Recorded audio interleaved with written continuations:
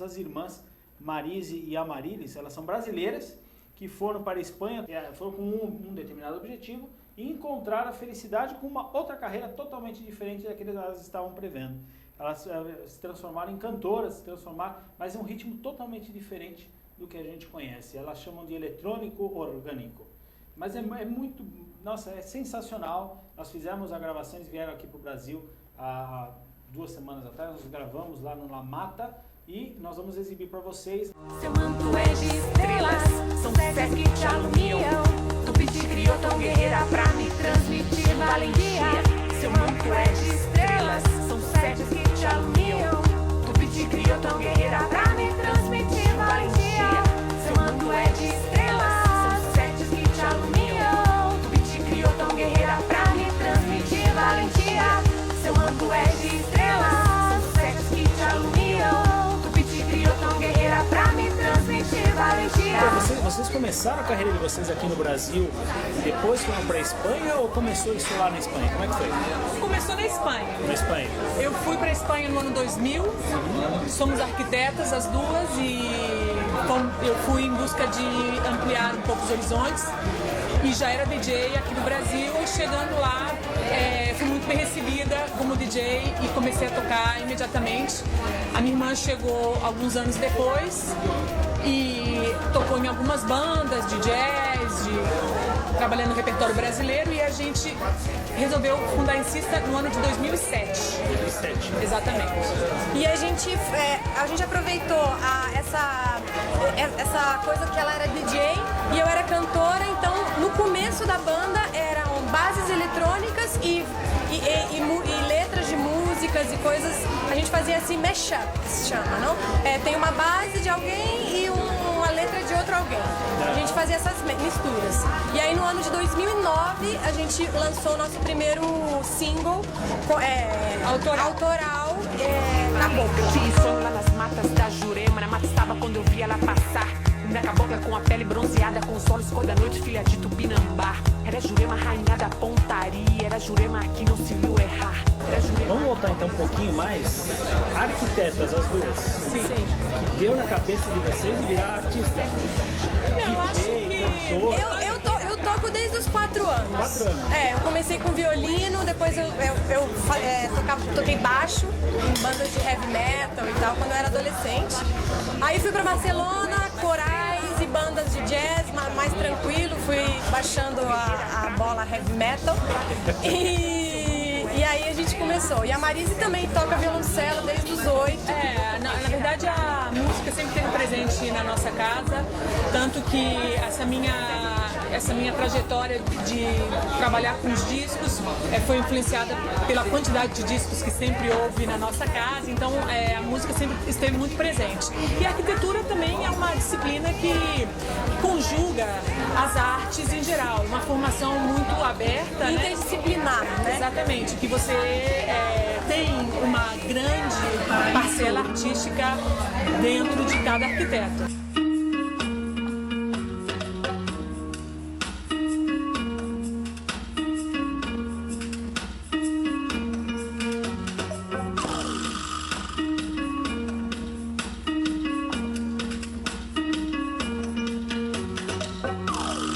Somos mineiras.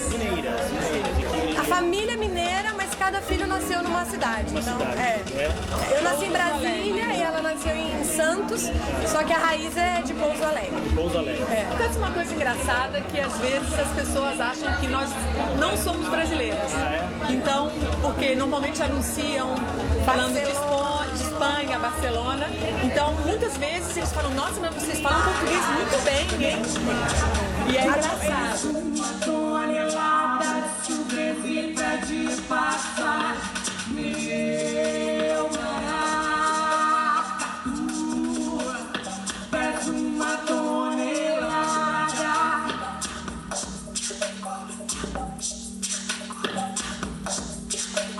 Por que essa ideia de ir para a Espanha? Bom, Barcelona é uma cidade emblemática na arquitetura e no urbanismo, né? Nossa formação ela foi bastante focada no urbanismo e Barcelona é uma cidade que tem no seu tecido urbano, você encontra absolutamente todos os períodos da história da arquitetura Desde os romanos até a arquitetura contemporânea. Então é uma cidade muito estimulante para os arquitetos, um ponto bastante interessante de conhecer. E a gente foi, quando eu fui, foi buscando exatamente isso. Tinha essa coisa aí do Gaudí, que sempre é algo muito chama atenção, né? São formas muito inusitadas e que a gente foi buscando um pouco isso. E eu fui depois atrás da irmãzinha, da irmã Maia, bateu saudade, eu fui também seguindo esse mesmo caminho.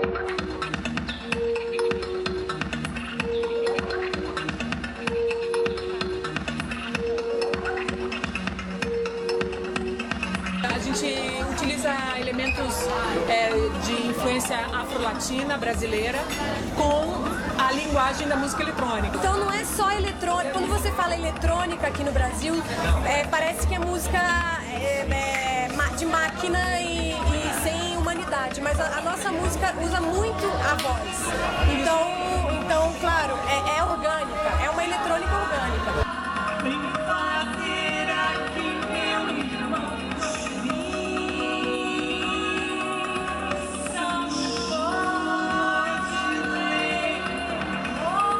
A maquiagem evoluiu desde a cabocla. Na cabocla a gente começou a investigar a maquiagem indígena.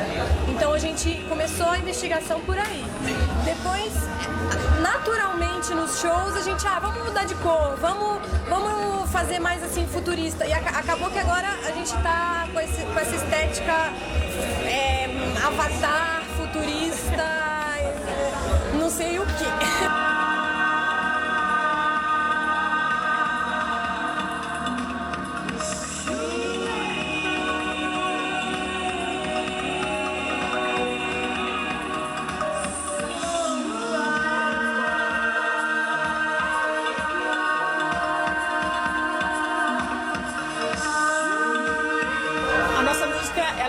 É encontrado em todas as plataformas digitais, iTunes, Amazon, você pode comprar em qualquer um desses lugares. E na nossa página, nosso site, também tem todos os videoclipes, os vídeos de shows ao vivo, outras entrevistas. Então os videoclipes são bastante recomendados porque foram gravados muitos deles em Barcelona, então mostra um pouco o entorno da cidade de uma maneira inusitada.